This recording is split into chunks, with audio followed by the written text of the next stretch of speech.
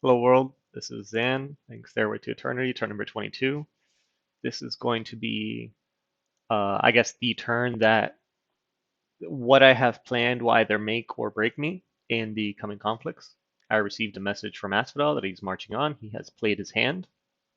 It looks like my feint did delay him a turn, and that's pretty cool. So I've researched Congregation 5, so big fire elementals are a thing, and they will be essential. I have enchantment 1, and I need enchantment 3 if I have any hope of surviving. I have some assassinations, and these should occur very similarly to the ones against the human commanders. This one actually is the most interesting because these birds are annoying. Did this guy have any items? No, this guy just, I guess, swatted aside the birds. Oh, he got hit. Come on. Oh no. How the heck did he win this? A 1? Really? Oh, the max damage. This is shenanigans. There you go. Good. And then come up and fight this guy. Oh man, this guy, Azazel, he is a badass. Oh, we got a hit in. That means there's going to be poison, and this guy's done for. Battle fright, so he might even rout.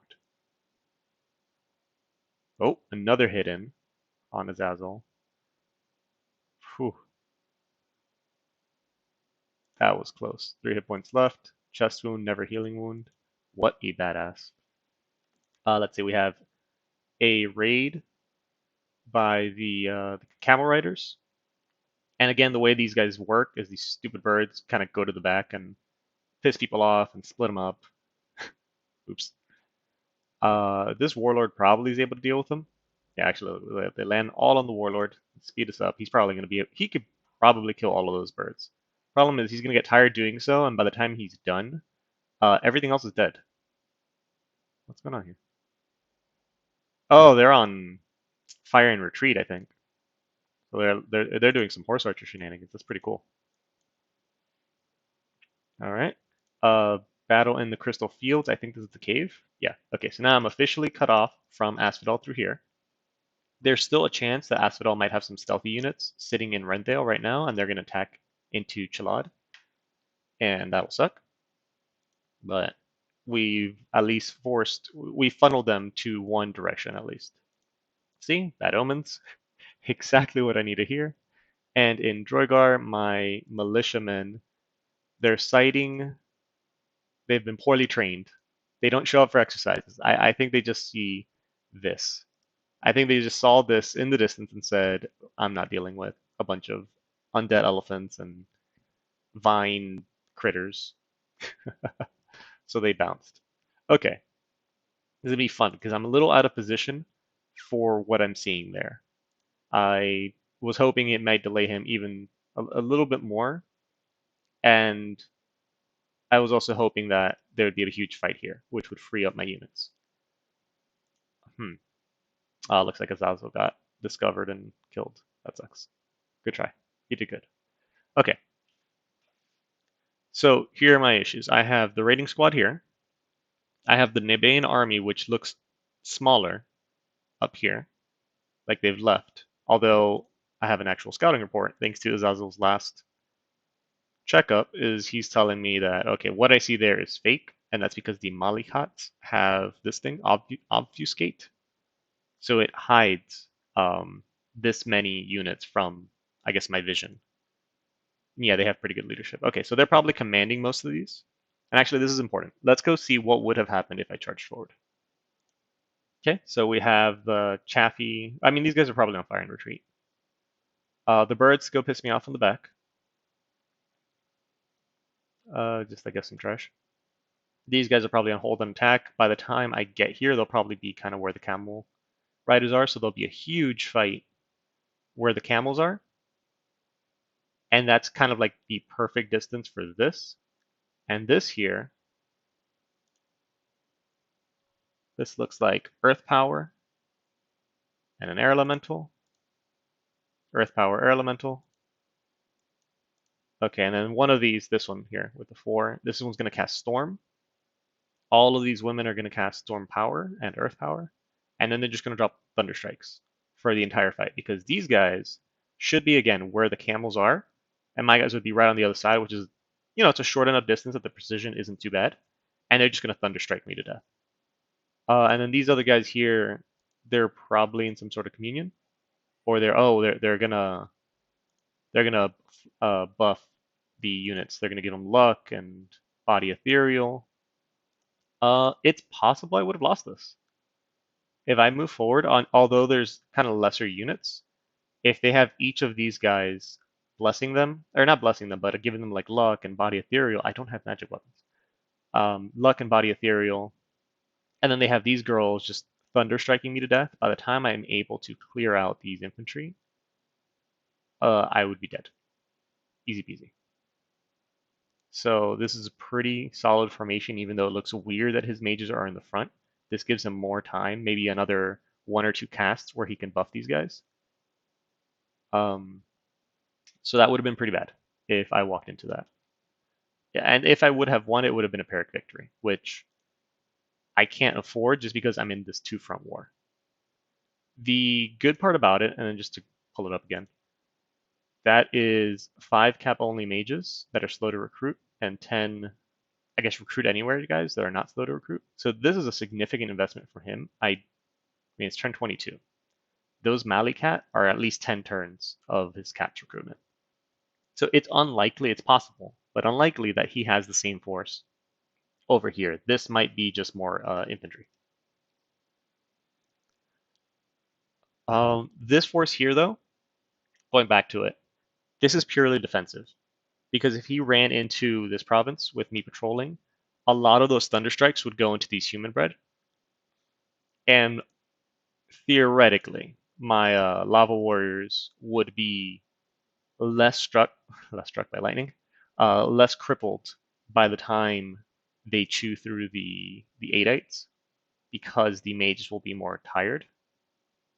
The body ethereal Adites might be killed by the salamanders because the fire is magical, and the drakes, which are somewhere.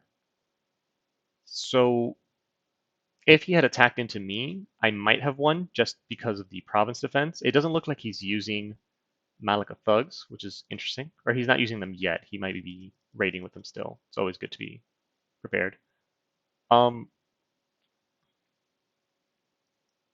don't know how much he's coordinating with Asphodel. So what I need to do is I need at least 2 of these mages to get to my capital. And I have a plan. I have a plan to deal with Asphodel, and that should require a lot of mage resources, but not a lot of unit resources, because unit resources are what I will need in order to beat Naba. So I'm lucky in that those are not, that they don't require the same strategy to win, because I can split my resources better. And by funneling Naba to have to come over to my capital, it's a bit like of a closer. There's not as much movement necessary. I'm assuming again, and I was wrong the first time, that he's going to beeline to my cap. This is my assumption. So with that said, let's go ahead and deposit these blood slaves. Let's start moving Asmodeus back to Old Land, which will be my new blood hunting center. Kame, I can't have him running around. Malthus, I'm going to send him up here to maybe be able to beat up those birds, bump up the PD a little bit. I mean, it's just militia, which is hot garbage, but I just need the lava warriors to get in range. And actually, to do that, let me put everything up right in the front. Right in the front. Just go for it. So if he attacks here, I think that should be handled. If he attacks here, I guess I can move Hooligan down. And again, it'll be the same thing where I kind of rush forward. I won't add more PD here because Hooligan has a larger force. He might go to the swamp, to which it is what it is. I can't defend everywhere. He might go sit on top of this castle with a lot of those units. And I think this would be my weakest location, especially if I move Hooligan out. Yeah, I might have to defend this castle. Okay, and to defend this castle, I'm going to need another fire mage. Over here, I don't need another warlord, because this is the guy I was going to give this greatsword to. We will need 4 facts. Let's see, I have good enough other mages. He's going to have to leave. He can't take any of that with him. He needs to go to the capital. We're going to have Kremnian also move to the capital. This guy is already on his way. And here on the capital, and this is part of my strategy, and this is going to hurt. I needed to have claimed this a little, just a hint sooner. I need 2 slave matrices. I don't know if I can afford that straight out. Oof, this is going to hurt. Okay, so next turn I will have 6 earth gems. Next turn they will be here. There's a lot of timing that I need to math out. And then my research, I'm making 193 a month. It will take me 276 to hit enchantment 3. Without enchantment 3 and fire shield, I cannot fight.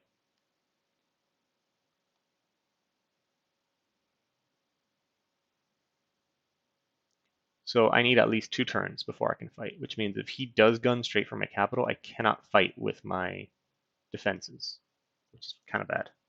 I'm not going to lie, that's kind of bad. At least we're getting another fire mage here. We're getting a bunch of recruits here. Which means I have 2 turns to build the slave matrix. So right now I am going to alchemize. Why do I have so many water gems? I can't use my water gems. So I'm going to alchemize these water gems to make 2 earth gems. I'm going to make my first slave matrix. There's a reason for this. I'll get there. I'm going to need... Everyone needs to research. So Kremnian's moving back. Hator, I don't think there's any units in here. Manas, he's going to move back, but I'm going to bring some of these lava warriors with him because I'm here. Man, if I give up this, because those thunder strikes, they're going to hit hard and they're going to kill whatever they land on.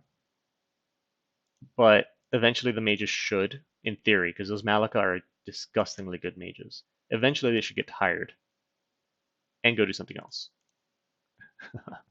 So numbers is very important when fighting them. Okay, so I'm going to send a Manas, and he's going to come with... Nah, we'll send him with 15. Lava Warriors should be okay. I just need just a little extra on my capital because I don't have a lot. 12, 23. Okay, so I'm gonna have 23. I'm gonna have 12 right now. No one has bodyguards. Okay, I'll have an extra. This is like about 10, 11, 12. It's about 60 units plus the province defense. My worry is those big elephants. Yeah, I think this is the play. I might be a little. I'm going to be understaffed. Not even a little understaffed. I'm going to be understaffed when it comes to this fight, and that's really bad. Okay.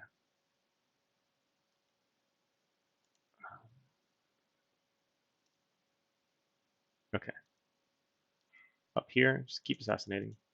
If he moves on to the province, oh well. Looks like he did not move over here. So what I'll do is I'm going to move these guys here.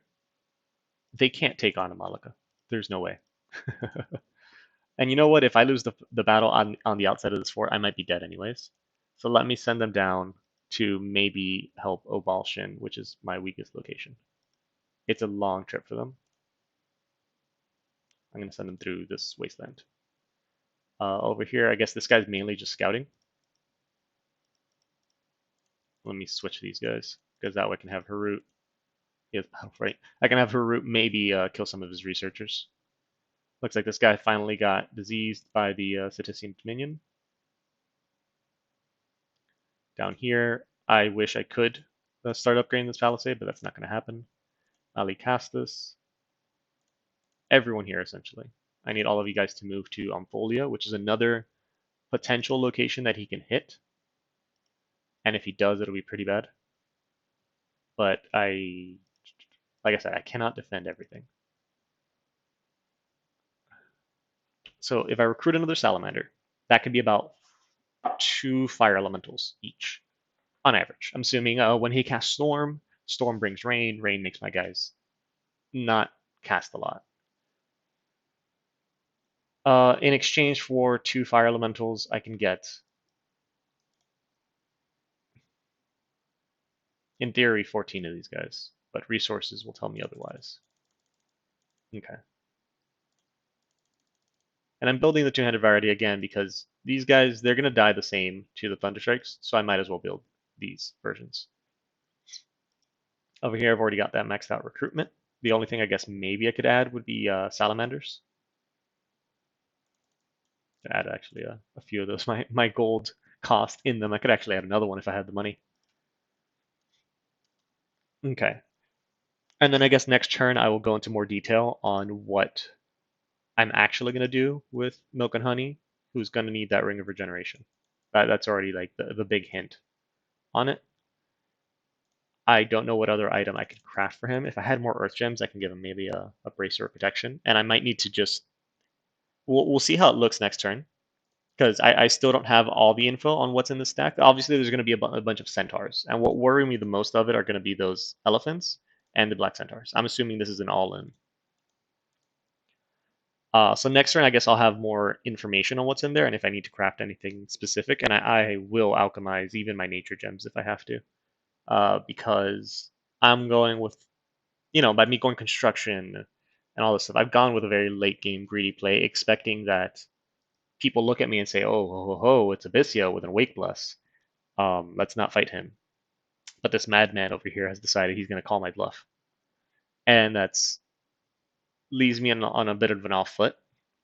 And I wish he didn't.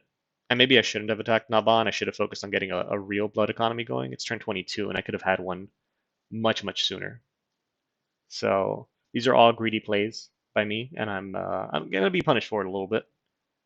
But we'll see if I can weasel my way out, depending on again what's in this army and how aggressive Naba is, considering Fascia should be attacking him. We'll see if Fascia's, plotting against me as well by saying, "Oh, you know what? I am going to take the deal for just the coastline." If I had a show of force that I can kind of do, I think that would resolve everything. But I'm really trying to not risk an attack.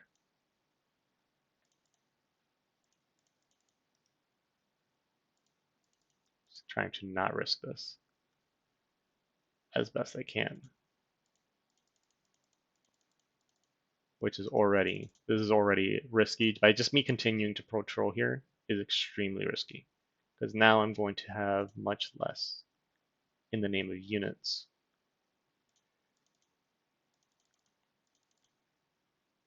I got me flyers. Much less units. Keep them a little bit back. Because I'm taking out these 15 level warriors. And just in case, sorry, just in case I do get attacked, let me have some contingencies. Phoenix Power, Blessing, and then I guess just 2 fire elementals each. Or what I hope is 2 fire elementals each. It might just summon one depending how the AI decides it. Anyways, that will be this turn. Next turn is really going to determine whether I die or not.